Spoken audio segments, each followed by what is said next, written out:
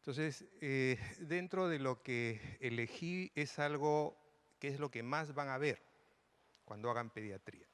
Les toque hacer pediatría o cuando se vayan al CERUMS o cuando ejerzan, así no sean pediatras, el 70% de la población que van a ver en sus CERUMS va a ser niños, ¿ya? Cuando no más. Y probablemente lo que más van a ver va a ser infecciones respiratorias, ¿ya? Entonces es por eso que elegí unos cuantos casos clínicos muy breves, muy pequeños, ¿no? Y darles algunos tips para que puedan tratar de hacer una diferencia entre lo que es un cuadro viral y un cuadro bacteriano. Y algunas cosas que pueden confundir también. Bien, entonces la siguiente. Yo tengo, ¿no?, que moverlo.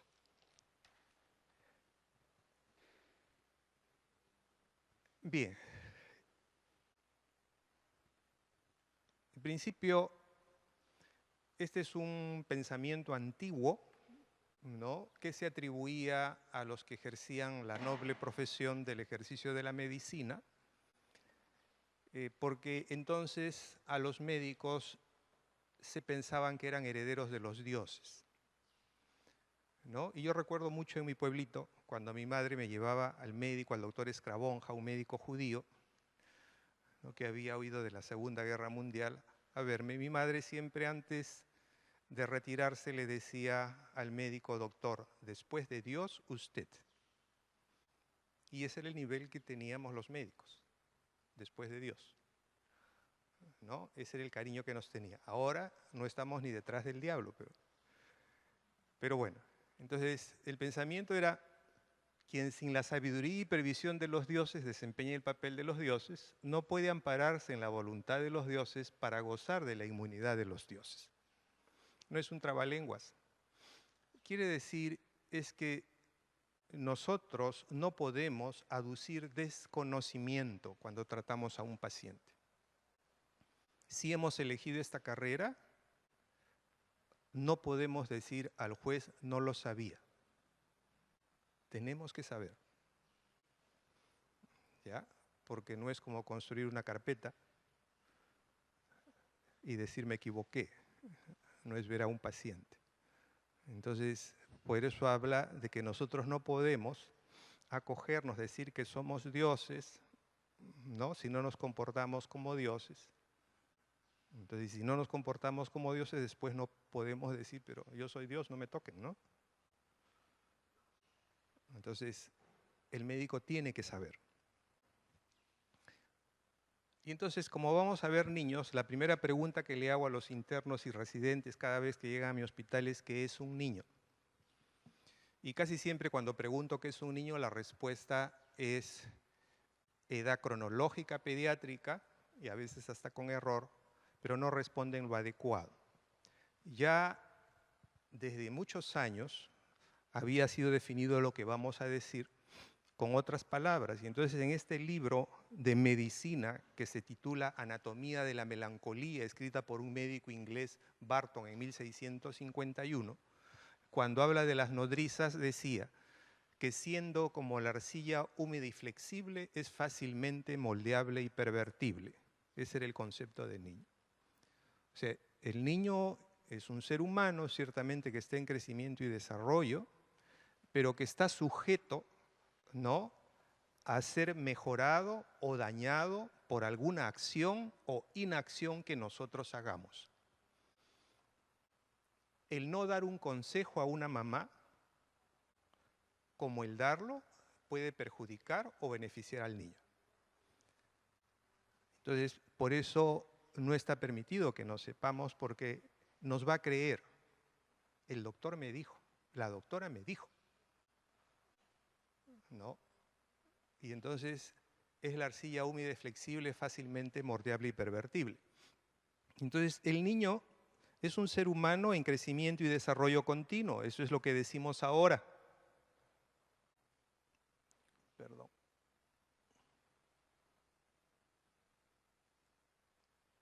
Ya. El niño es un ser humano en crecimiento y desarrollo continuo. Y entonces, cuando hablamos de crecer para el aparato respiratorio, que es lo que vamos a tratar, ¿no?, implica aumento en el número de neumocitos, en la cantidad, aumento en el tamaño, ¿no?, de los neumocitos, y el desarrollo significa que la función sea adecuada. Entonces, cuando un niño nace, tiene más o menos el 10% del número de alvéolos, por ejemplo, que va a tener en la etapa adulta. Esto es 24 a 40 millones. El desarrollo del aparato respiratorio recién termina a los 8 años de edad, lo cual quiere decir que el crecimiento y desarrollo de los órganos y sistemas de un sujeto no es homogéneo, no es el mismo. El sistema nervioso central termina de crecer y desarrollar recién entre los 18 y 21 años de edad, con el término de la mielinización. El aparato renal entre los 6 y 12 meses de edad, pero el aparato respiratorio se toma 8 años. A los 8 años, el niño recién tiene el pulmón de un adulto, que son 240 a 400 millones de alvéolos desde el punto de vista de número de alvéolos. ¿Y de qué va a depender que un niño en esos 8 años llegue a tener, ¿no?, un crecimiento adecuado, hablando solo de los alvéolos? Significa de que haya sido bien nutrido, significa que no haya enfermado, que haya sido bien aconsejado desde el punto de vista de nutrición por el médico tratante o la enfermera que lo vio en crecimiento y desarrollo. Desde el punto de vista de función, porque es crecimiento y desarrollo, el desarrollo va a tener que ver con neumocitos que tengan una buena producción de surfactante, por ejemplo, ¿no? Va a tener que ver con la posibilidad de que el intercambio sea adecuado, ¿no?, gaseoso. Entonces, cuando hablamos de niños en crecimiento y desarrollo continuo, eso se aplica para todos los órganos y sistemas. Entonces, si ustedes ven, esta es la morbilidad que se reporta, que reportamos los profesionales de la salud de las diferentes partes del país al ministerio. Y entonces, cuando se habla de infecciones respiratorias, desgraciadamente, todo es neumonía. En el 2011 yo estuve en una mesa redonda en Asunción, que estábamos viendo con los pares de otros países las estrategias para disminuir la mortalidad infantil. Y entonces recuerdo que los colombianos amigos y brasileños se reían un poco de nosotros, me decían: ustedes no tienen bronquiolitis, ustedes no tienen laringotraqueitis, todo es neumonía, y es cierto. Los diagnósticos que tenemos de infecciones respiratorias que llegan del nivel nacional, de los serumistas, de las serumistas, todo es neumonía. Y curiosamente todo es neumonía bacteriana, ¿no? Y entonces eso preocupa y llama la atención. Y yo vengo trabajando, haciendo supervisiones desde el año 90 en el país. Y por otro lado está el criterio equivocado que parte desde el nivel central. Antes era: si tu niño tiene respiración rápido, corre rápido al centro de salud. Era la propaganda del Ministerio de Salud. ¿Bajo qué criterio alguien va a indicarle que recién cuando el niño está grave lo lleve al centro de salud? O sea, si tu niño tiene respiración rápida, no, pues es muy tarde ya. Y eso partía de nuestra sede central. Y después viene la otra propaganda: abriga a tu niño porque puede tener neumonía. Como si el frío fuera el causante de las neumonías, y se hacen campañas contra enfermedades respiratorias con el frío. Es curioso. Sin embargo, las mismas estadísticas nos dicen que en zonas donde hay alto calor, Loreto, Ucayali, por ejemplo, son las que tienen una incidencia más alta de neumonía. No son las zonas de frío. ¿Ya? Y si hay zonas de frío, ¿no?, como Apurímac, por ejemplo, como Pasco, que tienen incidencia alta, no está referida al frío, está referida a la desnutrición. Y mucha gente cree que la desnutrición es peor en la sierra que en la selva. Falso, es peor en la selva. Solo que en la sierra se nota más porque hace frío. Pero la mayor pobreza la tenemos en la selva, toda un área totalmente olvidada. Y ahorita les voy a presentar que los 2 niños que tenemos ahorita graves, ¿no?, son niños de la selva, desnutridos severos. y que hacen complicaciones muy serias con hospitalizaciones de más de 2 meses por una neumonía que pudo haberse tratado en 7 días, ¿no? Entonces, tenemos criterios equivocados. Y la letalidad va a tener que ver, es decir, la mortalidad va a tener que ver también con la pobreza, ¿no? Se dice que las causas, las infecciones más frecuentes que dan mortalidad en el niño son la neumonía, ¿no? Y la diarrea aguda infecciosa. Pero el 85% de los niños que mueren son desnutridos. Quiere decir que un factor importante es la desnutrición, ¿no? Entonces, no podemos nosotros esperar que un niño que esté malnutrido salga adelante en un cuadro infeccioso.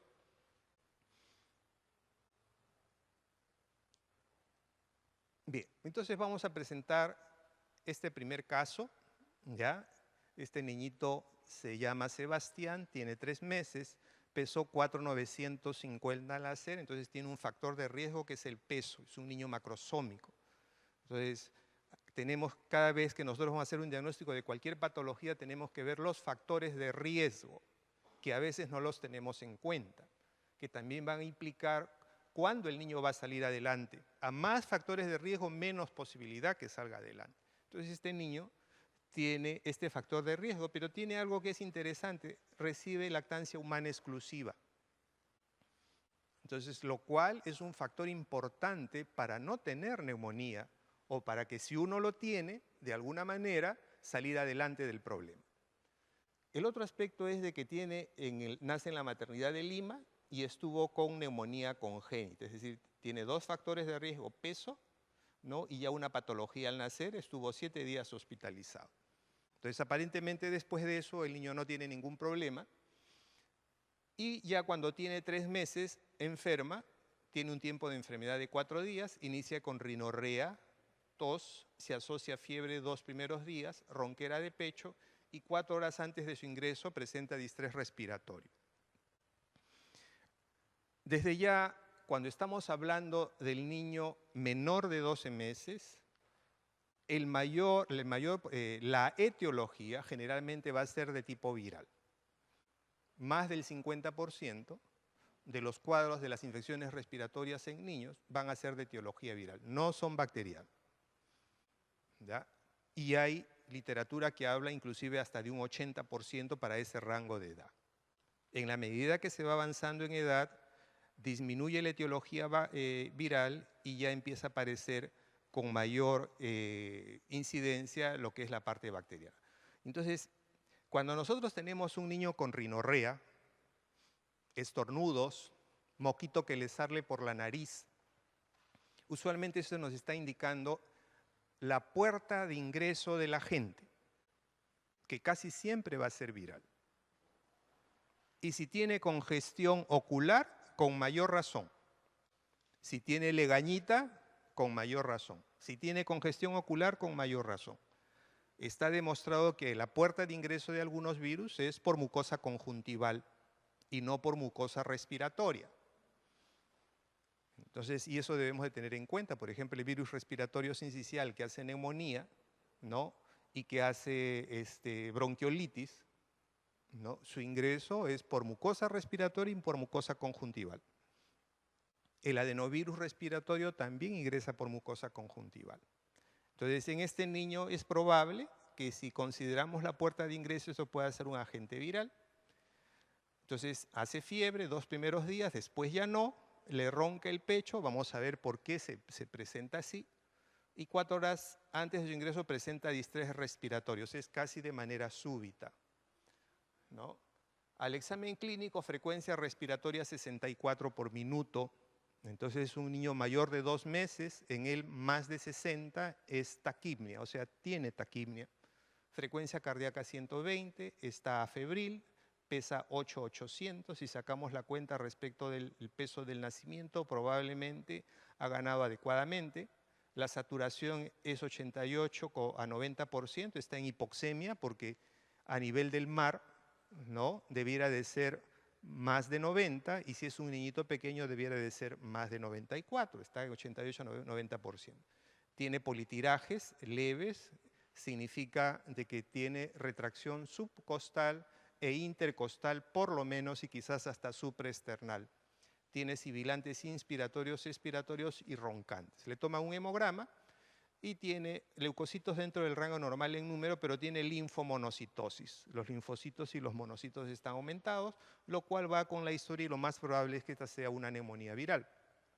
Entonces, esta es su placa, mucha luz, ¿no? Esta es su placa que le toman al niño cuando, lo que nos dice la historia es que este niño va a consulta. Y cuando va a consulta, ¿no? Por el cuadro que tiene, cuando no tenía dificultad respiratoria, le toman esta placa. Y entonces, ¿qué vemos en la placa? Que está aumentada la radiotransparencia, es decir, los pulmones ven más oscuros de lo que debe. Si contamos los espacios intercostales, tiene más de 7, tiene atrapamiento de aire, pero no hay imagen de condensación. Pero sí hay un infiltrado intersticial que va casi siempre con las neumonías virales. Pero no hay condensación, no hay imagen de compromiso parenquimal. La siguiente. En su siguiente control, que es ya cuando lo hospitalizan, el niño tiene esta imagen. ¿Qué pasó? Hizo una atelectasia. Hizo una atelectasia. Y entonces eso fue, ¿no?, lo que le condiciona al niño la dificultad respiratoria, ¿no? Y por eso se le hospitaliza. Pero fue una neumonía viral, fue manejado sin antibióticos y salió de alta 2 o 3 días después. Ariana. 12 meses, peso al nacer 1600, lactancia mixta, alimentación complementaria a los 4 meses, antecedentes de diarrea aguda infecciosa, un episodio. Entonces, esta niña tiene un factor de riesgo, 2 factores de riesgo, 3 factores de riesgo, 4 factores de riesgo, ¿no? Nace con un peso por debajo de lo normal, no recibe lactancia humana exclusiva, la alimentación complementaria se inicia antes de tiempo, lo cual, habiendo tenido lactancia mixta y alimentación complementaria antes de tiempo, las posibilidades de respuesta alérgica a futuro son bastante altas, y tuvo diarrea aguda infecciosa un episodio. Acude por tos 7 días, 6 días antes, fiebre no cuantificada, la tos va en aumento, visto por un médico en la consulta privada, recibe amoxicilina, cetiricina y antitusígeno. La tos se hace más exigente a predominio nocturno. Entonces, en principio, ¿no?, es poco probable que este haya sido un cuadro bacteriano. Edad, en primer lugar, son más frecuentes los cuadros virales. He copiado la historia tal cual está, pero cuando se rehace la historia, esta niña había tenido rinorrea, es decir, catarro. Entonces, lo cual, decía sí, es probable que sea viral.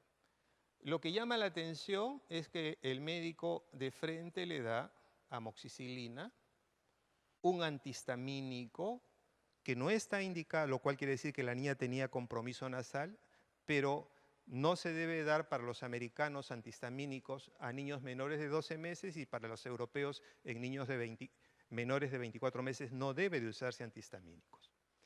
Y está contraindicado el antitusígeno en niños también.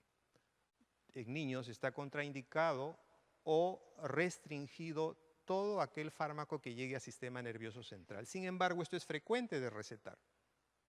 Frecuente, y lo van a ver ustedes, y probablemente lo van a hacer también, ojalá que no. La tos se hace más exigente a predominio nocturno. Al examen clínico, peso 900, frecuencia respiratoria 50 por minuto, para la edad más de 40 es taquipnia, tiene taquipnia, frecuencia cardíaca 140, está en hipoxemia, saturación 88%. Congestión faríngea, la faringe está congestiva, membranas timpánicas congestivas ambas, lo cual es más frecuente en cuadros virales, no es una otitis, tiraje subcostal, sibilantes expiratorios. Leucocitos 13.500, neutrófilos 80, linfocitos 17, monocitos 3 y un PCR de 1.6. Esta es su placa. No hay imagen de condensación, tampoco hay una imagen intersticial, también fue una neumonía viral. Entonces, no recibió tratamiento, pasó su hospitalización con hidratación, oxígeno, ¿no?, y un beta 2 y nada más. Andrés, 3 años, acude con la hermana, quien refiere un tiempo de enfermedad de 10 días, fiebre y deposiciones diarreicas, 8 cámaras por día, fue visto por médico y recibe tratamiento para las diarreas. Las diarreas ceden a los 3 días, fiebre persiste y se asocia tos, hipoactividad y hiporexia. 2 días antes de su ingreso, agitación. En primer lugar, ¿qué tenemos acá? Que este es un niño mayor de 12 meses. En segundo lugar, tiene un tiempo de enfermedad más prolongado. Y entonces, cuando tenemos niños de tiempo de enfermedad más prolongados con infecciones respiratorias, es más probable que sea una bacteria. El compromiso signológico respiratorio en los cuadros virales es mucho más precoz. En cambio, en las bacterianas demora un poco más, el niño aguanta un poco más. ¿Ya? Entonces, acá aparentemente lo llevan a un médico y lo lleva la hermana, adolescente, la madre trabajaba, el médico le da poca importancia al cuadro respiratorio, le da más importancia a la diarrea que recién había aparecido, le dan cotrimoxazol, que usualmente se usa pero que no debiera usarse en cuadros de diarrea. Las diarreas ceden, pero el niño sigue con tos, se pone ya hipoactivo, está hiporéxico y ya empieza a agitarse. Está con una frecuencia de 60 por minuto, evidentemente está en taquipnia, está febril, ya tiene bastante tiempo de enfermedad. Los otros 2 niños tenían 2 días, ¿no? Máximo 3 días. Este niño ya tiene 10 días enfermo y está con fiebre. Pesa 12.7, hipoactivo, tendencia al sueño, tiraje intercostal, murmullo vesicular disminuido y soplo parenquimal en tercio superior de hemitórax derecho. Entonces, lo cual implica que hay una imagen de condensación. Leucocitos 6700, fíjense que no hay leucocitosis. Decimos leucocitosis es no. Hematocrito 28, PCR 1.6, se le hace un cultivo y sale neumococo, estreptococo neumonio. Entonces, esta es una neumonía por neumococo y esta es su placa. Entonces, lo que se auscultó, el soplo es esto, ¿no? Esta imagen de condensación grande en el hemitórax derecho, esta es una neumonía bacteriana. Aquí tenemos a Julián, 2 años de edad, ingresa por dificultad respiratoria, igual tiene un tiempo de enfermedad prolongado, 10 días. Inicia con tos seca y escasa rinorrea. Usualmente las neumonías bacterianas puras no hacen catarro nasal, no hacen congestión ocular, casi siempre van a empezar con tos. Ese va a ser su signo cardinal. Acude al centro de salud y se le indica broncodilatador y Nizona, lo cual nos haría pensar que este niño tenía componente obstructivo, por eso le indicaron el broncodilatador. ¿Por qué le indicaron la Nizona? No tengo la menor idea, pero lo cierto es de que hay la moda actualmente de que todo cuadro obstructivo bronquial, incluyendo pediatras, indiquen corticoide. Y no está bien, no está mal, porque ninguna literatura sustenta eso. Absolutamente ninguna. 3 días después se asocia fiebre, acude al hospital de emergencias pediátricas, se le nebuliza y es dado de alta con acitromicina, salbutamol y paracetamol. Le dan un macrólido, ¿no? Le dan un broncodilatador y le dan un antipirético.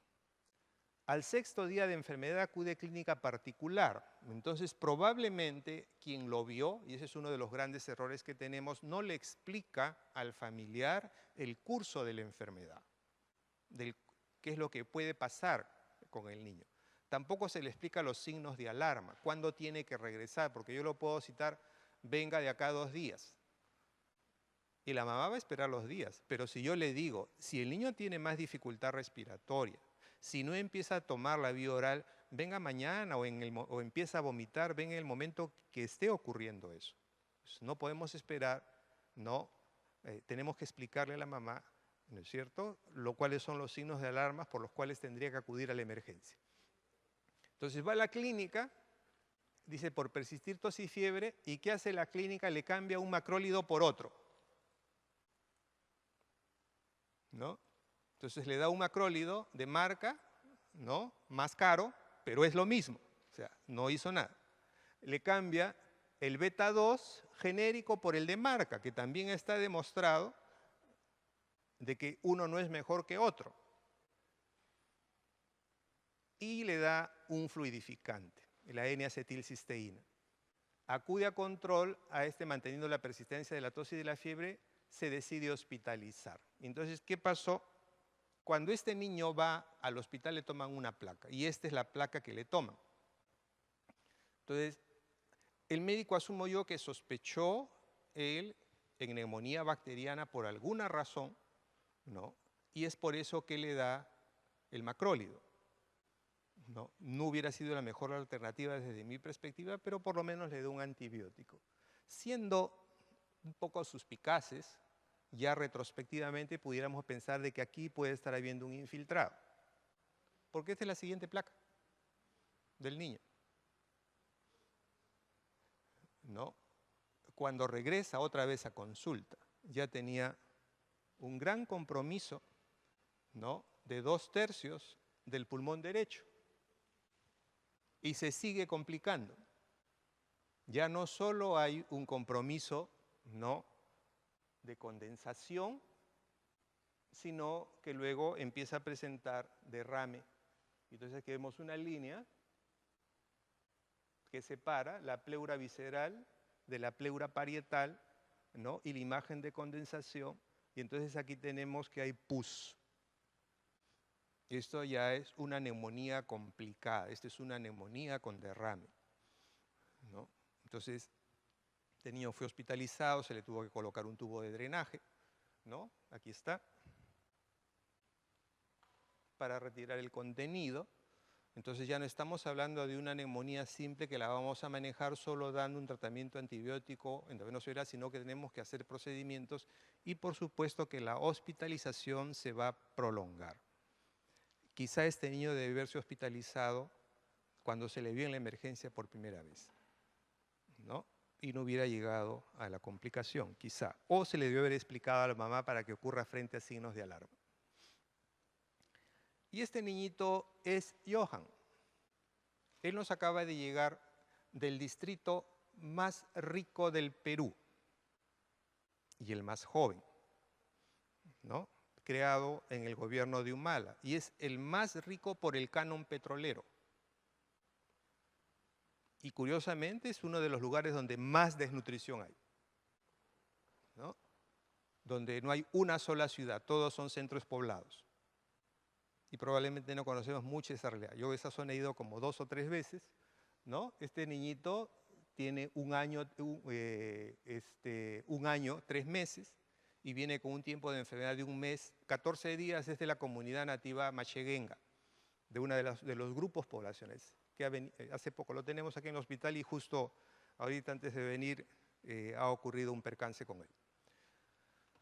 Entonces es un niño que según la historia de la madre empieza a presentar tos, fiebre un día y luego dificultad respiratoria. Lo llevan al puesto de salud donde solo está la enfermera porque no hay médico en la zona, ¿no?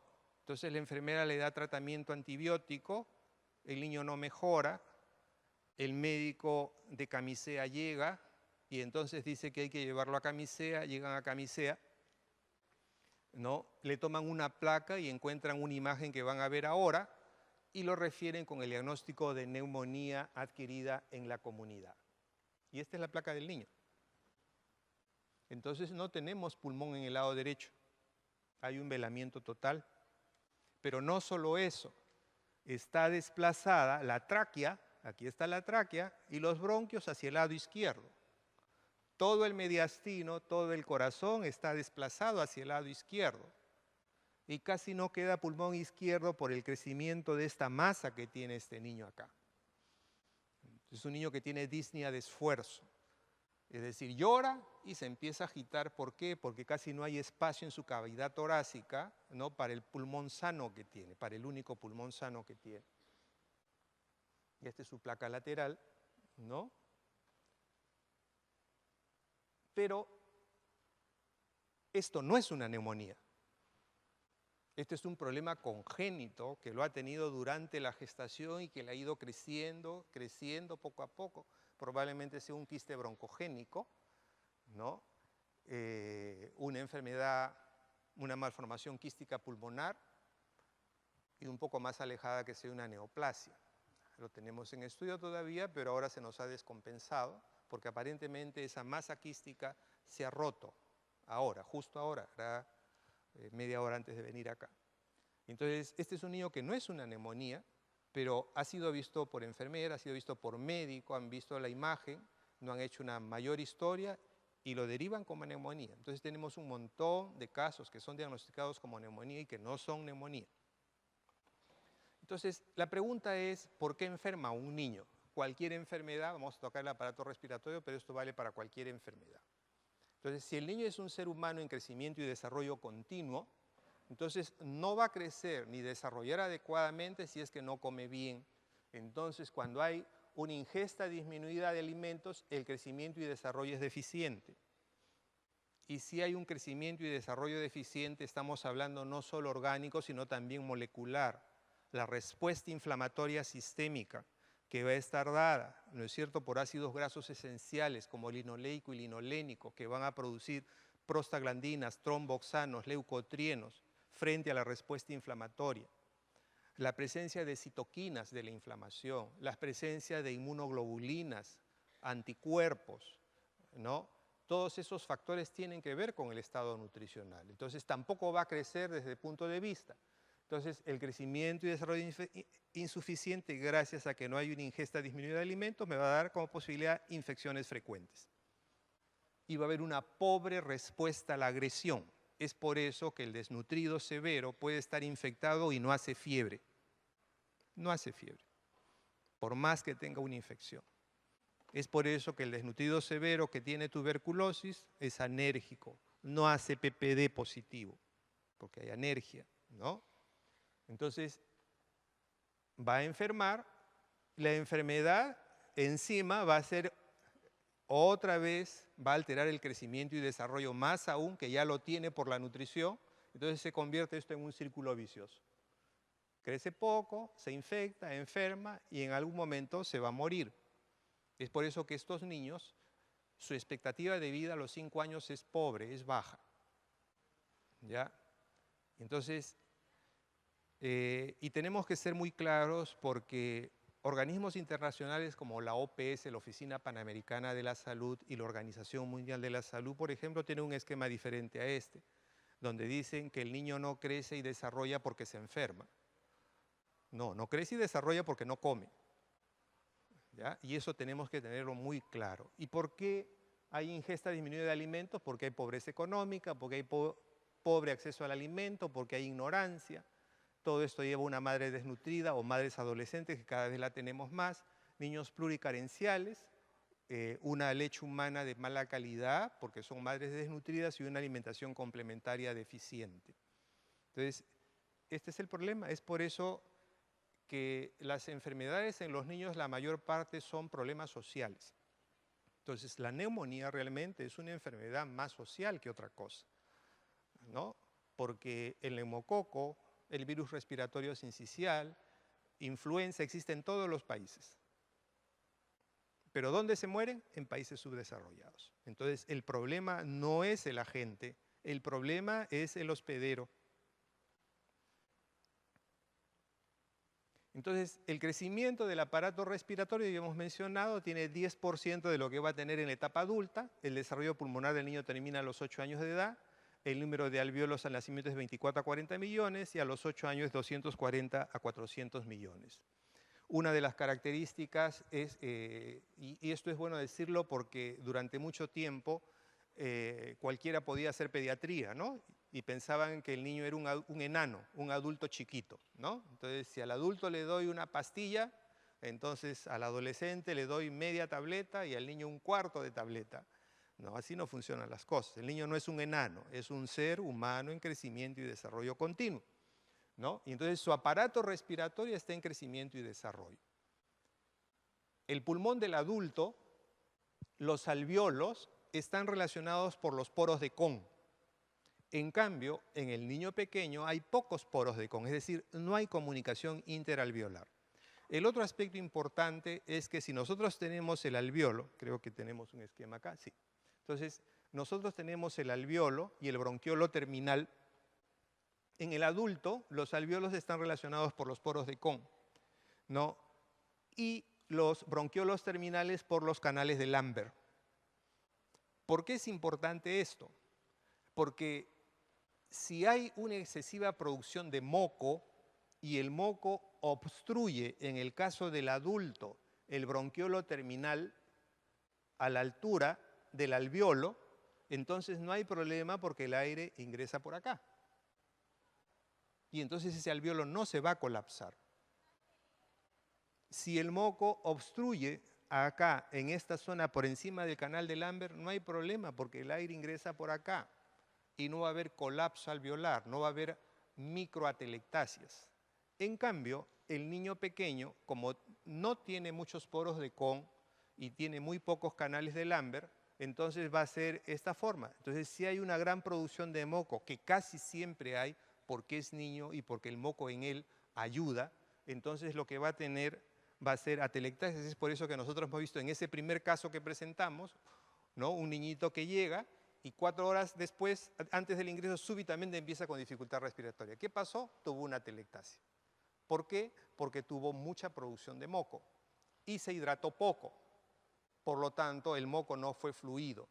Esa es la explicación un poco mecánica. Tenemos otra explicación que en algún momento la mencionaremos también. El otro aspecto importante es que el calibre de la vía aérea, ¿no?, en el niño es mucho menor que el del adulto, ¿no? Si en el adulto cortamos una tráquea y por decir es así, ¿no?, en el niño va a ser así. Igual los bronquios. Pero ¿cuál es el problema? El problema es de que cuando nosotros nos han enseñado fisiología, sabemos que por leyes de fisiología, de paso de fluidos a través de un tubo, ¿no?, cuando disminuye el radio de un conducto transversal, la resistencia, ¿no es cierto?, aumenta. La resistencia al paso del fluido aumenta. Entonces ya de por sí el niño que tiene un calibre menor, su resistencia es aumentada. Pero si a eso aunamos que el niño tiene una infección respiratoria, lo cual significa inflamación de la mucosa, tanto en el adulto como en el niño, cuando se inflama la mucosa, aumenta en 1 milímetro. Pero ¿en quién se va a reducir más? En el niño. Y entonces se eleva 4 veces la resistencia más. Y si encima de eso nosotros sabemos que el niño produce mucho moco como parte de su defensa, el niño por cada célula mucosa tiene 3 células epiteliales. En cambio el adulto por cada célula mucosa tiene 20 células epiteliales. Entonces, ¿quién produce más moco? El niño por cada célula mucosa tiene 3 células epiteliales. El adulto, por cada célula mucosa, tiene 20 células epiteliales. ¿Quién produce más moco? El niño, pues, el niño. Entonces, va a producir más moco. Entonces, al producir más moco, el calibre se va a estrechar más. Entonces, la resistencia va a aumentar. Y aquí está acá. La relación de células epiteliales y células productoras de moco es mayor en el niño, 3:1, ¿no? En cambio, en el adulto es 20:1. Entonces, una característica importante es entender que el aparato respiratorio del niño es hipersecretor, produce mucho moco. Y frente a cualquier agresión también lo va a hacer, sea virus, sea bacteria, sea un alergeno ambiental, va a producir mucho moco. Y es bueno, ¿por qué? Porque en el moco, ¿no?, que es una glicoproteína, va a haber, ¿no es cierto?, lisozima para destruir bacterias, va a haber una gran cantidad de inmunoglobulina A, así que es bueno que el niño produzca mucho moco. Pero ¿qué es lo malo? Lo malo es que cuando ese moco no es fluido. ¿Y por qué puede no ser fluido? Porque no lo hidratamos bien. Entonces, de allá ustedes tienen que recordar, está en todos los libros, pero pocos le dan importancia, es que frente a cualquier infección respiratoria el niño tiene que dársele mucho líquido como parte del tratamiento. Y usualmente no hacemos eso. El niño tiene que tomar una gran cantidad de líquido como parte del tratamiento. Recuerden ustedes que en la composición corporal el niño es más agua que otra cosa. Entonces, el agua para él es importantísima. Si yo no le doy al niño agua, el moco se va a espesar. Y si se va a espesar, el niño va a tener más esfuerzo para movilizarlo, va a toser mucho con mayor energía. Y si encima de eso tiene fiebre, entonces tiene más pérdida de agua por evaporación. Y si encima de eso está inapetente, entonces va a ingerir poca agua. Eso significa que cada vez el moco va a estar más espeso y es más fácil que haga telectasias, es más fácil que la tos se haga más exigente, ¿no? Entonces el moco es importante en el niño, por eso no debe de ser destruido, por eso no deben de usarse mucolíticos tampoco.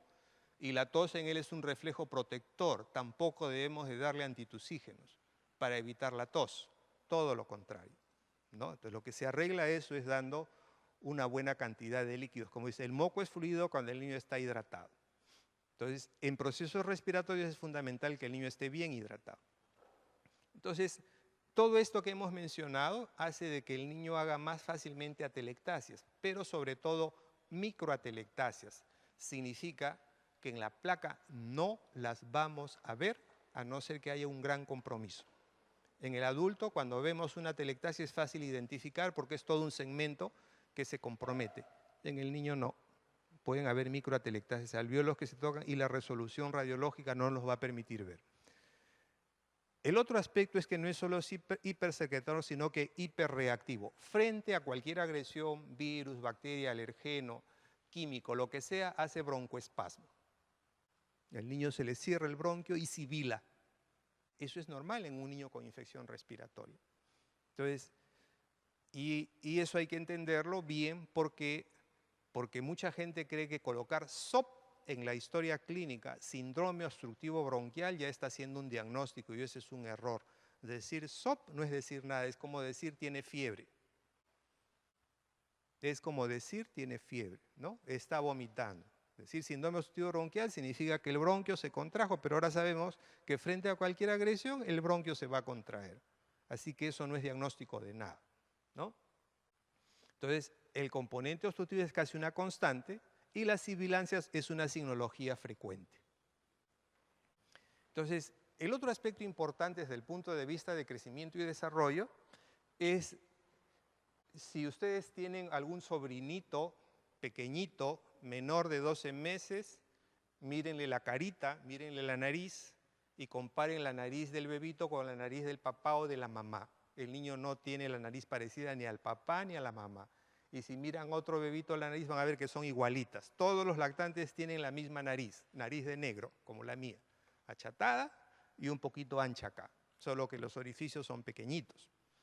Entonces es achatada en la base, lo que ya implica de que hay un pasaje con dificultad. Ya desde que empieza su aparato respiratorio anatómicamente tiene componente obstructivo. Si vamos bajando hacia atrás, encontramos que en la nasofaringe están los adenoides, lo cual implica que los adenoides le van a dar componente obstructivo si crece. Seguimos bajando, están las amígdalas y está la lengua. Y entonces en el niño la lengua puede caer para atrás, lo cual le da un componente obstructivo. ¿Y por qué la lengua puede caer para atrás? Por la sencilla razón es que los bebitos tienen una micrognatia fisiológica. ¿Qué significa eso? Que el maxilar inferior desarrolla más lentamente que el maxilar superior. Es por eso que todos los bebitos son trompuditos del labio superior. El labio superior monta el labio inferior, son jetoncitos. Entonces, al haber un pobre desarrollo del maxilar inferior, la lengua, ¿no?, es muy grande para el poco espacio que hay en la boca, es lo que se llama la macroglosia relativa del lactante. Entonces, cuando el lactante cierra la boca, no queda espacio en su boca, es un espacio virtual, no es real. En cambio, nosotros cuando cerramos la boca, podemos mover la lengua dentro de nuestra boca, porque tenemos un espacio ahí. Quien no puede hacer eso es anormal, ¿no? Pero los bebitos no pueden, ¿ya?, porque la lengua ocupa todo ese espacio. ¿Y para qué es? ¿Por qué tiene que ser así? Para que pueda lactar. Para que cuando coja el pecho de su mamá haga una prensa perfecta y pueda él ordeñar bien el pecho de la madre. Porque el niño ordeña, no succiona, ¿no?, como cualquier mamífero.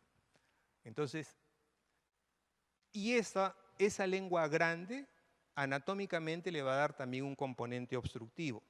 Y entonces fíjense, aquí tenemos, si ustedes ven acá, la foto de este lactante, el labio superior está montando el labio inferior y la naricita es achatada, ¿no? Entonces, así el papá sea narizón y la mamá sea narizona, no. A él no se le va a notar eso todavía, hasta después del año de edad. Otro igualito, ¿no? El labio superior prominente, ¿no? Y la naricita achatada. Otro más, igualita, achatada, el labio superior monta el labio inferior. Otro más. Todos son igualitos. Cuando uno ve una nariz de un lactante ya las vio todas. No necesita ver más nariz, ¿ya? Pero eso tiene que entender que es parte del componente. Y el labio superior que monta el labio inferior porque esto ha desarrollado poco.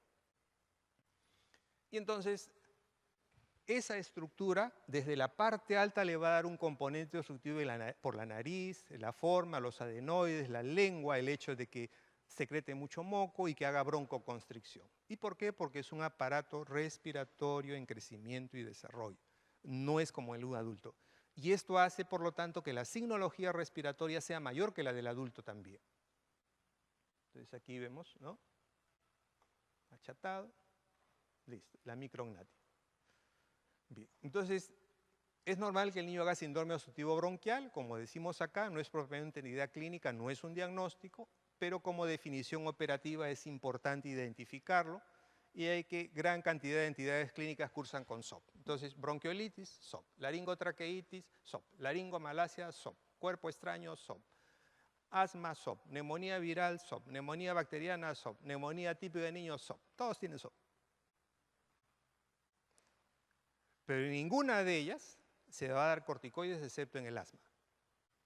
Sin embargo, casi a todos los niños le dan corticoides cuando le encuentran componente obstructivo, lo cual está mal. Bien. ¿Qué otra cosa debemos de identificar? El tipo de ventilación del lactante, que tiene 4 características: nasal, abdominal, periódica y superficial. ¿Por qué tenemos que saber que la ventilación del niño es nasal? El niño pequeñito no respira por la boca, respira por la nariz. El niño pequeñito se resfría, ¿no? Y no va a poder respirar. Y cuando lo ponen al pecho se va a desesperar porque o mama o respira. Si la nariz la tiene tapada, no lo va a poder hacer bien. Y se puede llegar a poner hasta cianótico. Y eso es frecuente, ¿no? En cambio, nosotros tenemos un resfrío y estamos fastidiados, pero tranquilos, podemos hacer todas nuestras actividades. ¿Por qué? Porque nuestra ventilación es nasobucal. En el niño es estrictamente nasal. Y eso lo vemos en el hospital, ¿no? Muchas veces en los cambios de guardia llega la mamá con el niñito con la obstrucción nasal, que no puede, pequeñito de 3 meses, está desesperado, tose y está tupidita la nariz. Son 5 para las 8, el médico tiene que salir, ¿no? Ya porque está pensando en la salida, entonces ve al niño, lo ve, neumonía, ¡pum!, se hospitaliza. Y al día siguiente le decimos, tu neumonía nasal ya le dimos de alta. Son las neumonías nasales, ¿no? Es decir, es tu resfriado, ¿no? Que hospitalizaste como neumonía, ¿no? O sea, porque, y eso hay que tenerlo muy claro, porque ese niño puede ser inclusive hipoxemia, tener saturación baja. Como tiene mucho moco en la nariz y el tórax es pequeñito, podemos escuchar los ruidos de la nariz en el pulmón como si fueran del pulmón. ¿Cómo hacemos la diferencia? Recordando sus clases que le dimos de primer año sobre el Big Bang. ¿Qué tiene que ver el Big Bang? Tiene que ver con que les dijimos que el universo es asimétrico y que el ser humano es a imagen y semejanza del universo, asimétrico también. Nuestra mano derecha no es igual a nuestra mano izquierda, ¿o sí? No, no lo es, ¿no es cierto? Nuestra mama derecha, o bueno, en el caso de las mujeres, la mama derecha no es igual a la mama izquierda, una es más grande que la otra, ¿no? Si las tiene iguales es silicona, ¿no es cierto? Y los hombres sabemos que el testículo derecho no es igual al testículo izquierdo, tampoco, somos asimétricos. Y por dentro, hemisferio cerebral derecho no es igual a hemisferio cerebral izquierdo, corazón derecho no es igual a corazón izquierdo, pulmón derecho no es igual a pulmón izquierdo, somos asimétricos. Por lo tanto, cuando yo escucho el pulmón de un niño tengo que pensar en eso, que es asimétrico. Yo no puedo escuchar el mismo ruido en el lado derecho y en el mismo izquierdo, y en el lado izquierdo. Si yo escucho el mismo ruido en ambos lados, ¿qué significa? Que es transmitido, que es de la vía aérea superior. Por lo tanto, el problema no está en el pulmón, está arriba. ¿Me dejo entender? Por lo tanto, cuando ausculto, yo debo de tener muy claro de dónde viene el ruido. Entonces, tengo mis dudas, le pongo el estetoscopio en la nariz. Escucho un ruido que parece un sibilante, lo trato de grabar y luego lo pongo en el lado izquierdo. Ah, es igual. En el lado derecho es igual. Ah, probablemente sea arriba. ¿No? ¿Qué hago? Permeabilizo las fosas nasales con suero fisiológico y vuelvo a escuchar. Si ya no lo escucho, ah, eso era alto. Y la prueba de fuego, a ver señora que mame. Ah, ya. Ahora mama bien, perfecto. Es un resfrío, no se preocupe. ¿No? O sea, nos podemos equivocar, hay muchos errores, por eso a veces sobrediagnosticamos también neumonía. Entonces, nasal. El otro aspecto es que es abdominal. Nosotros usamos el tórax para ventilar. El niño usa la barriguita, usa el abdomen, mueve su barriguita, ¿no? Y para contarle la frecuencia respiratoria tenemos que mirarle la barriguita a un bebé. Y la dificultad es ascendente, ¿no? El tiraje es subcostal primero, luego intercostal, luego subpresternal y luego aleteo nasal. Va subiendo. A más grave, sube más. Entonces, es importante saber que es abdominal, ¿no? Por una costumbre que hay en nuestra sierra. ¿No es cierto? En la sierra central y en la sierra sur tenemos el gualtado, que nos fajan a los niños. Los ponen como unos tamalitos, ¿no? Y cuando escuchamos las explicaciones culturales, es interesante escucharlas, tienen un montón de explicaciones, pero lo cierto es que los fajan. Y si nosotros decimos que el niño ventila con el abdomen, ¿qué va a pasar si es que no puede el niño mover su abdomen? ¿Qué puede pasar? No hay un buen crecimiento y desarrollo pulmonar. ¿Ya? Entonces hay que explicarle a la mamá, no hay que decirle no lo hagas. Tenemos que descubrir al niño y decirle, ¿con qué respira tu hijito? Ah, con la barriga, doctor. ¿Y qué va a pasar si lo fajas? Ay, no va a respirar bien. Que ella llegue a la conclusión, ¿no? Porque si yo le digo quítale, solo le va a quitar la faja antes de entrar a la consulta. Porque a la doctorita, al doctorcito no le gusta. Tiene que entender qué es eso. Si es muy fuerte el arraigo, que digo, allá, puedes dejarlo, pero no le aprietes tanto. Que tu mano pase entre la piel y la faja. Transamos, ¿no? De tal manera que haya espacio para que el abdomen se movilice, el diafragma pueda bajar y ese niño ventile bien y desarrolle bien su aparato respiratorio. Entonces hay que recordar que es abdominal. Es periódica.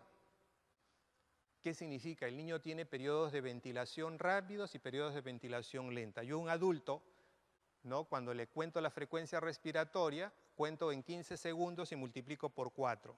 Y digo, listo. No, en el niño tengo que contar al minuto. Siempre. Porque va a tener periodos de ventilación rápida y periodos de ventilación lenta. Es decir, si yo le cuento 15 segundos, me puede salir 100 o me puede salir 3. ¿No?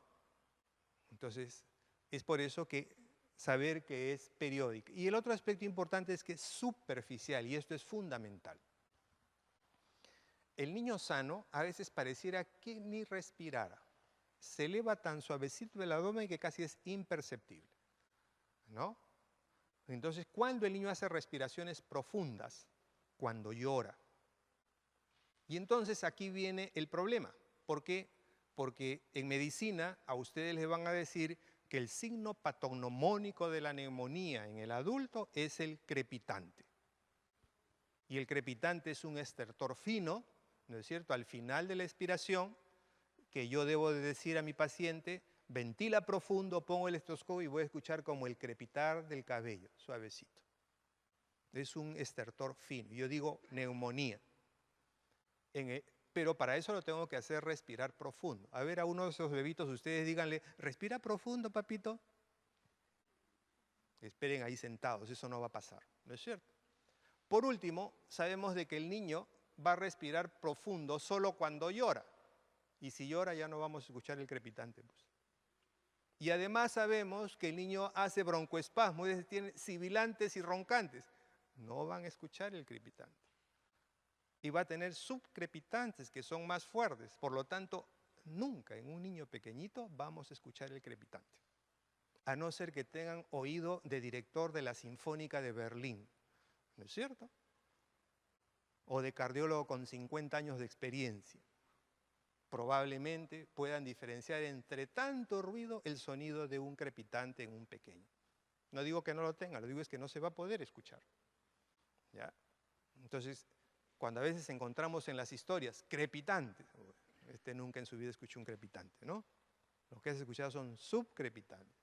No, pero mire, escucha, sí, pero a ver, escucha. Se escucha en los dos tiempos. Ah, sí, entonces no es crepitante, es un subcrepitante, ¿no? Entonces, es por eso que tenemos que saber que en el niño es superficial. Bien, esta es una de las definiciones que más me gustó de un europeo sobre neumonía. ¿Por qué? Porque habla de la edad. Entonces, en el niño, para asumir si es viral o bacteriano, tenemos que tener en cuenta la edad como una situación importante. Pero ciertamente es un proceso inflamatorio del parénquima pulmonar. Nos puede ayudar la radiografía, la clínica, dependiente de la edad, ¿no? Y en parte por la etiología que lo origina. Fíjense ustedes, este es de mi hospital, no se ha modificado mucho esta estadística que la tengo desde hace tiempo, y si ustedes ven, la mayor parte son virales, como dice la literatura.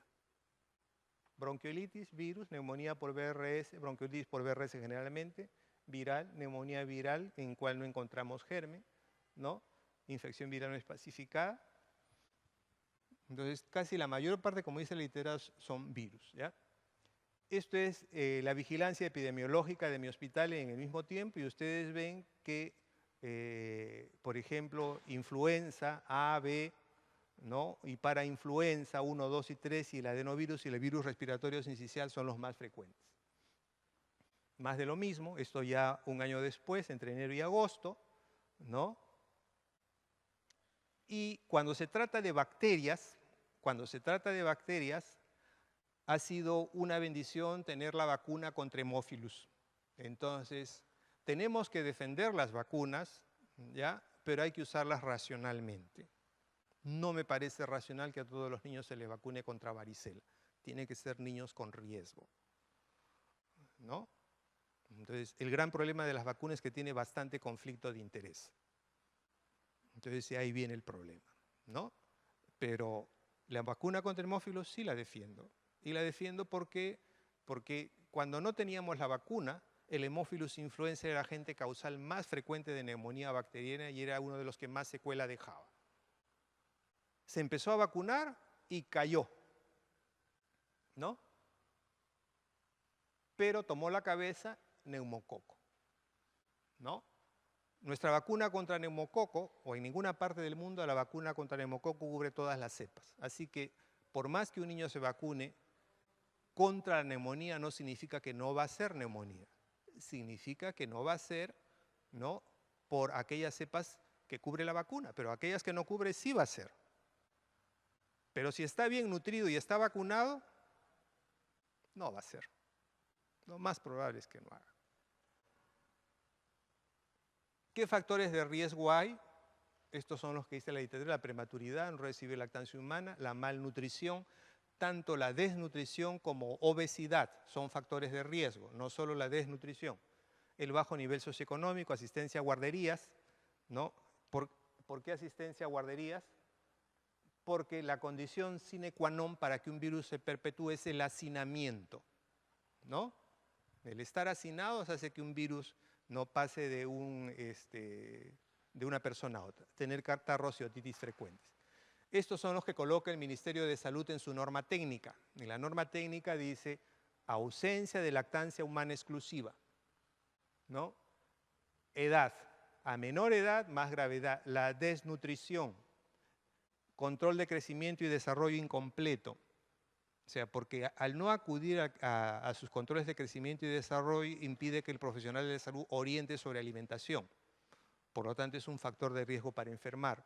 Bajo peso al nacer, lactancia artificial, vacunas incompletas, no práctica de lavado de manos, ¿no? Uno de los grandes problemas que tenemos es, y yo diría, de higiene de manos. Y eso yo paro peleando. Debe de ser higiene de manos y no lavado de manos. Porque la higiene de manos involucra tener uñas recortadas, bien recortadas, como las mías. No se puede concebir un profesional de la salud con las uñas largas. Sin embargo, los hay. Y ni hablar de las doctoras.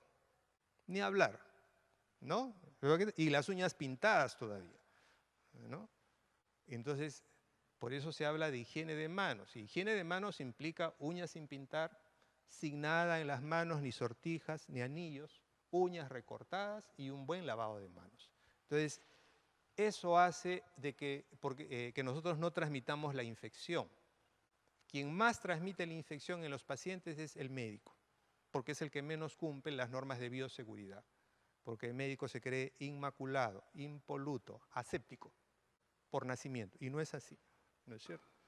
No es así. Y somos los que más debiéramos de cumplir esto. Exposición al aire doméstico contaminado, el hacinamiento, las bajas temperaturas, lo pongo en interrogación porque no está demostrado, sin embargo hay literatura que dice que el frío lo que puede hacer es bajar la inmunidad y de alguna manera ser propicio a que los agentes actúen, ¿ya? Pero no es propiamente. Recuerdo mucho hace bastante tiempo, ¿no?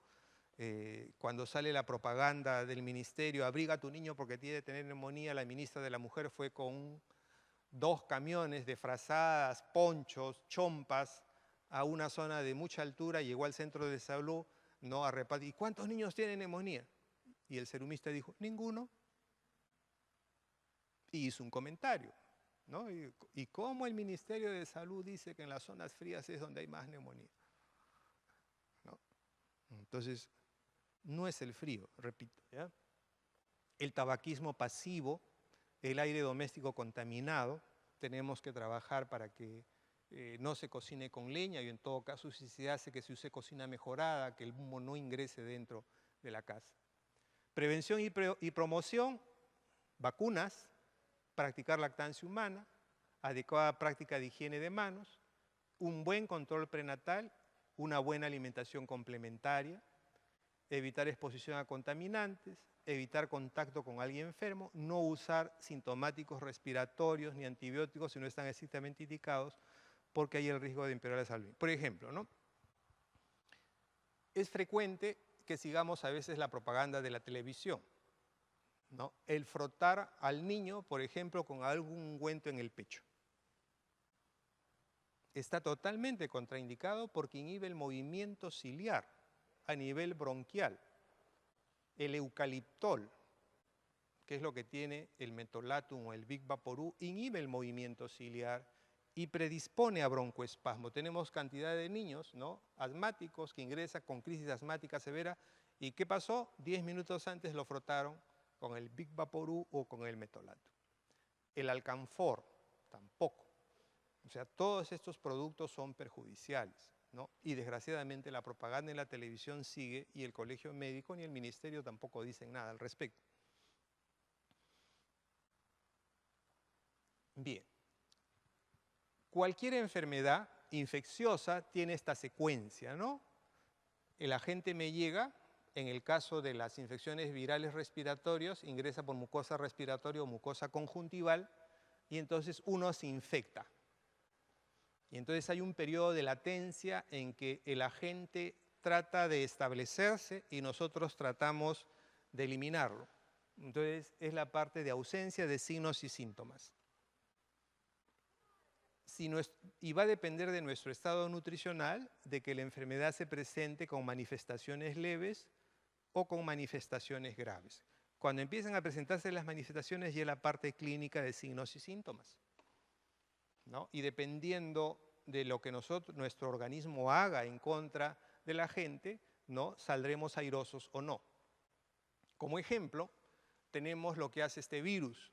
Vamos a ver lo que hace el virus y lo que hace el hospedero desde el punto de vista fisiopatológico. Y entonces el virus respiratorio sincicial que causa tanto bronquiolitis como neumonía, por ejemplo, exposición a BRS a través de gotas gruesas, secreción, contacto directo o indirecto. ¿Por qué? Porque si yo tengo virus respiratorio sincicial, ¿no? Y pongo mi mano acá, y luego viene otro y pone su mano acá, se llevó el virus respiratorio sincicial. Aun cuando hayan pasado 6 horas, algunos hablan hasta de 12 horas inclusive. En los juguetes que se presta de un niño de una cuna a otra, ¿no? En los anteojos, en el lapicero, está el virus respiratorio sincicial cuando uno ha tenido contacto con una persona que tiene la gen. Entonces, contacto directo o indirecto. El virus que hace entra en contacto y adhesión con el epitelio nasofaríngeo y conjuntival.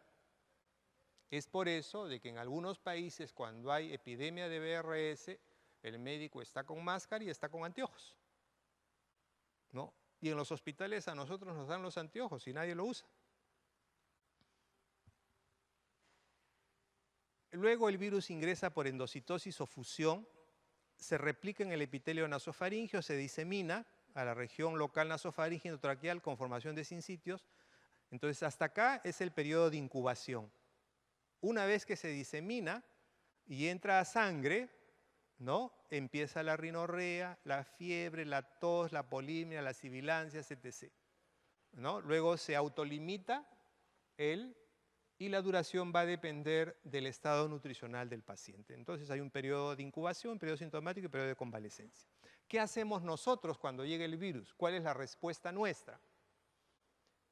Nosotros establecemos nuestra barrera mucociliar. ¿Y qué es el moco? Es proteína, es inmunoglobulina A, por lo tanto también va a depender de la nutrición del niño, ¿no? Entonces el niño se va a defender, ¿no? Con su moco, con su inmunoglobulina A. ¿Qué más luego? Con citoquinas, que tienen que ver con el aspecto nutricional. Hay una respuesta inflamatoria local regional, infiltración linfomononuclear, peribronquial e intersticial, necrosis. Entonces aquí ya hay toda la sinología. Cuando se vence la barrera inicial, penetra el virus a sangre y ya tiene que haber la defensa tisular, la defensa de anticuerpos al interior del organismo, ¿no? Y la gravedad va a depender de cuán tan buena sea nuestra respuesta a la agresión. El criterio de la neumonía es clínico. Es clínico. Yo no necesito tomar una placa para decir es neumonía, ¿no? La historia, lo que veo en el paciente, lo que ausculto. La taquimia, ¿no? Casi siempre está presente y para taquimia debemos de considerar estos valores, ¿no? Para hablar todos el mismo lenguaje. Menor de 2 meses, más de 60 respiraciones por minuto. Entre 2 a 12 meses, mayor de 50 y mayor de 12 meses, 40 respiraciones por minuto. En el cuadro clínico, la taquimia, el componente obstructivo en el menor de 12 meses, los estertores húmedos subcrepitantes, signos de distrés respiratorio. El componente obstructivo, hemos dicho sibilantes, roncantes, etc. Entonces puedes bajar eso para que vean, es un video, ahí está.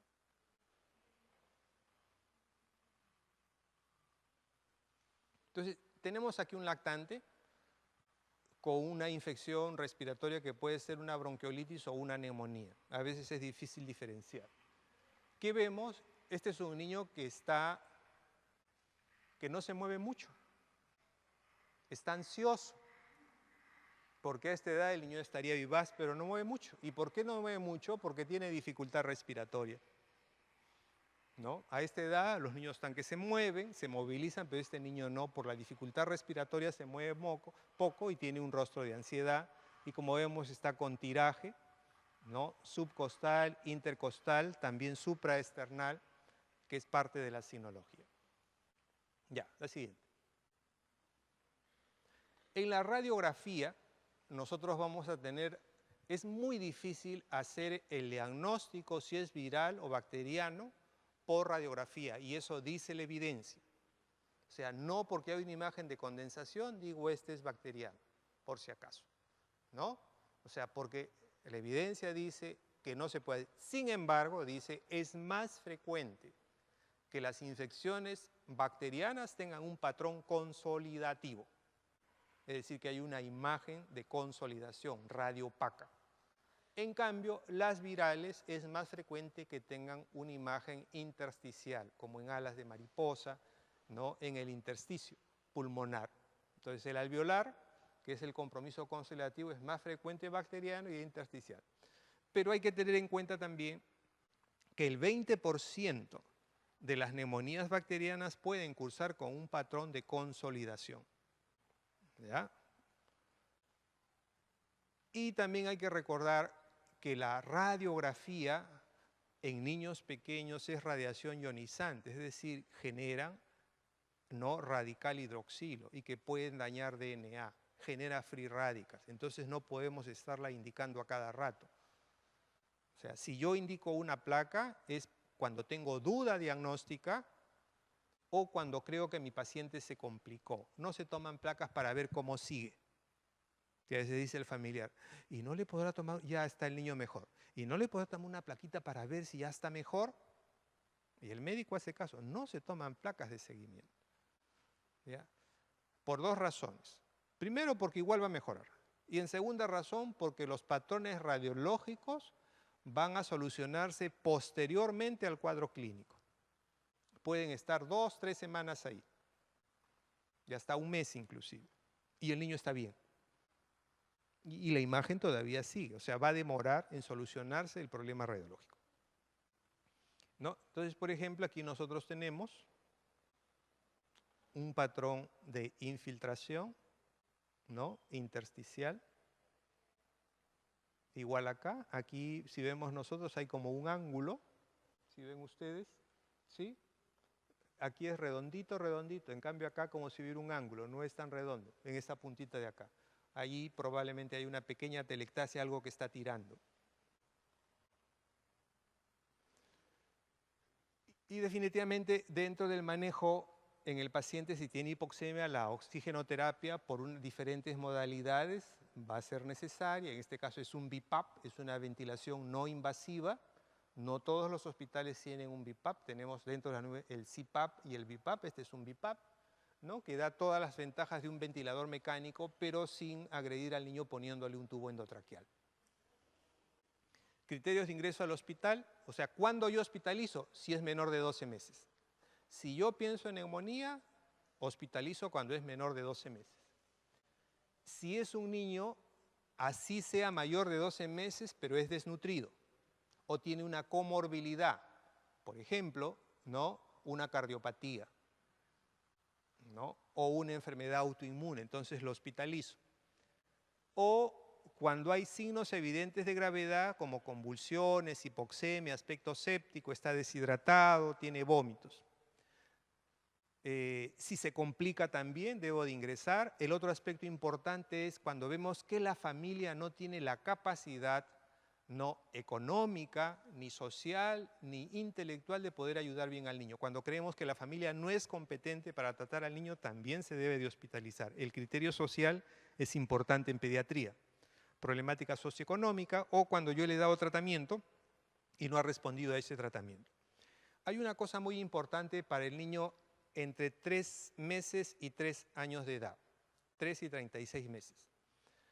Cuando yo voy a examinar a un niño entre 3 y 36 meses, por favor, estimulen la sonrisa, ¿no? Jueguen con él. Si sonríe, es poco probable que tenga una enfermedad bacteriana severa, como lo demuestra la evidencia. Pero es a partir del tercer mes de vida, porque recién a partir del tercer mes de vida el niño tiene sonrisa social. ¿Qué significa eso? Que sonríe frente a un estímulo. El que tiene menos de 3 meses puede sonreír así lo miren o no. Está ahí, se sonríe, dice, ¡ay, se rió! Seguro su angelito lo está fastidiando. No, de 3 meses ya no. Solo sin interactuar. Entonces, lo que debo de hacer es, dentro del examen clínico, si viene febril, le bajo la fiebre, ¿no? Y lo hago jugar. ¡Ay, qué bonito, Pepito rico! Ya. Y si me sonríe, no tiene enfermedad bacteriana severa. Entonces me da tiempo a estudiarlo. ¿Ya? Y eso lo muestra la evidencia. Recuérdenlo, por favor. Entonces, el niño que sonríe es poco probable que tenga enfermedad bacteriana severa. Juega menos o no juega, no tiene apetito, signo de deshidratación moderada. Sí tenemos que tener en cuenta, porque nos ha pasado en el hospital que a veces no reconocemos al niño séptico. Entonces el niño llega, ¿no? Sí, lo vemos, sí, pero está mamando, ¿no? Y luego al rato nos llaman porque hizo paro. No pasó ni una hora, ha hecho paro. Entonces, el niño séptico, ¿no?, es un niño grave, es un niño que puede estar con tendencia al sueño o está muy irritable y ni siquiera le hace caso a su mamá, ¿no? O sea, no reconoce bien a la mamá, a los familiares. Hay pobre contacto visual, perfusión de extremidades pobre, hiperventilación, hipoventilación o cianosis. El tratamiento en un niño con infección respiratoria de tipo neumonía, hidratación es parte del tratamiento, hay que darle un buen aporte de líquidos, la nutrición directa por sonda orogástrica, no nasogástrica, porque recuerden que es nasal, es orogástrica. En el adulto podemos colocar la sonda por la nariz, pero en el niño es orogástrica. Oxigenoterapia, broncodilatadores solo si hay obstrucción bronquial y que responde al tratamiento broncodilatador, corticoide no y antibióticos, ¿no? Bueno, esta es una ficha que la usamos en el hospital, que es la ficha de crisis asmática, pero la usamos para cualquier niño con SOP. ¿Cuál es la diferencia entre una ficha de manejo de síndrome obstructivo bronquial con una ficha de crisis asmática? En la ficha de crisis asmática se le coloca corticoides, en cambio en el SOP no se usa corticoides, es solo el tratamiento beta-2, tanto en inhalación como en nebulización, ¿no? Entonces, el oxígeno bajo cualquier modalidad, ¿no? Cánula binasal, el oxijut o casco cefálico, que puede usarse también para nebulizar en el niño sin fastidiarlo mucho, permite la observación del resto del cuerpo, ¿no? El tratamiento antimicrobiano realmente es muy difícil, aún así con todo lo que decimos, si es viral o es bacteriano. Sin embargo, repito, si yo recuerdo todos los tips, congestión nasal, corto tiempo de enfermedad, que el niño bruscamente empieza a presentar signos graves con pocos días de enfermedad, entonces es mucho más sencillo, ¿no? Entonces, en los casos de neumonías virales o bronquiolitis, la Sociedad Torácica Británica recomienda que los niños pequeños con síntomas leves de infección inferior no necesitan ser tratados con antibióticos, ¿no? O sea, y usualmente los hacemos. Y esta misma sociedad dice de que no debemos estar tomando radiografías porque a veces van a haber atelectasias y podemos confundir la atelectasia con una neumonía. Si vamos a usar un antibiótico, empecemos por lo más inocuo, por favor, con las penicilinas. Los neumococos todavía responden a penicilinas. Si es un niño que está vacunado, si es neumonía bacteriana es por neumococo, si es que pensamos que es bacteria. Si es un niño no vacunado, puede ser hemófilus o puede ser neumococo, ¿no? El tratamiento, ¿de qué va a depender? De la edad del paciente. A menor edad es más probable que sea viral. El entorno epidemiológico, si me dicen que hay una epidemia de neumococo, debo de pensar que puede ser, o si hay una epidemia de influenza, debo de pensar que puede ser influenza. La apariencia radiográfica, condensación o no condensación, las vacunas recibidas y la gravedad del paciente. En el recién nacido, si es una infección respiratoria, la vamos a tratar como si fuera una sepsis, con doble antibiótico, y la mejor terapia para el recién nacido de inicio es ampicilina con gentamicina. Nada supera eso, todavía. Y están algunas cosas que pueden revisar luego. Y bien, eso es Roma. Ya. En la laringotraqueitis vamos a ver este caso clínico, que es otra de las entidades. Paciente de 18 meses con cuadro clínico de 2 días que evoluciona con rinorrea y disfagia. Desde hace 12 horas tos perruna, ronquido de garganta y temperatura 38,2 grados centígrados. Al examen físico el niño se encuentra quejumbroso con estridor inspiratorio audible sin estetoscopio y retracción intercostal leve. No se encuentra cianótico y la saturación de oxígeno es 95%. Entonces, esto es interesante porque estamos viendo una patología que es respiratoria. El niño tiene tiraje, tiene dificultad respiratoria, pero satura bien, ¿no? Y eso es una de las cosas características de la laringotraqueitis. Son infecciones virales, donde el parainfluenza es el agente causal más frecuente. Pero cuando hablamos de laringotraqueitis, tenemos que pensar en el niño que tiene catarro previo, catarro nasal previo, eso es importante, que tiene historia de signos respiratorios de la mucosa alta y que luego va a presentar estridor, ¿no?, y tos laringotraqueal, tos perruna. Si no tiene catarro, por favor, no estén pensando en laringotraqueitis, por más que tenga estridor. Eso puede ser otra cosa, como vamos a ver, ¿no? Y tenemos muchos errores lamentables a veces. Entonces, el Cuadro clínico agudo con estridor inspiratorio, tos ronca o disfónica y signos de dificultad respiratoria secundaria a obstrucción laringeotraqueal. Usualmente de origen viral, siendo el parainfluenza 1 o 2 el agente más frecuentemente identificado. El diagnóstico del síndrome Krupal es clínico. ¿En quién voy a pensar? Repito, niño pequeño, con signos de mucosa nasal, que tiene estridor inspiratorio, tos perruna y disfonía. Esa es la triada. Entonces digo, esta es una laringotraqueitis. Puede tener esa triada, pero con antecedente de catarro. Entonces, a ver, ponlos.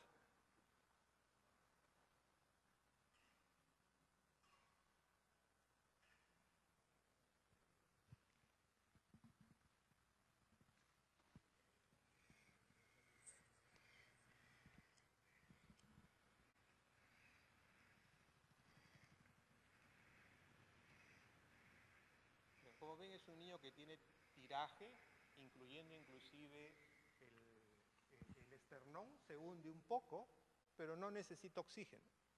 ¿Ya? No necesita oxígeno. Es una laringotraqueitis. Tiene el tiraje.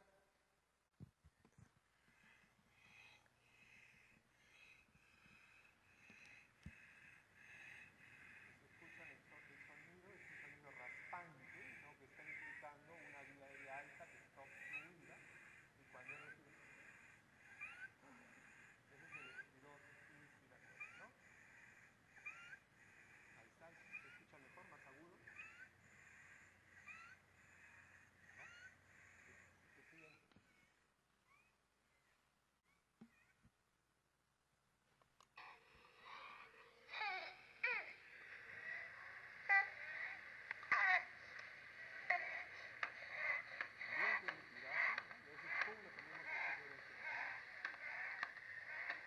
Emilia, edad 7 meses.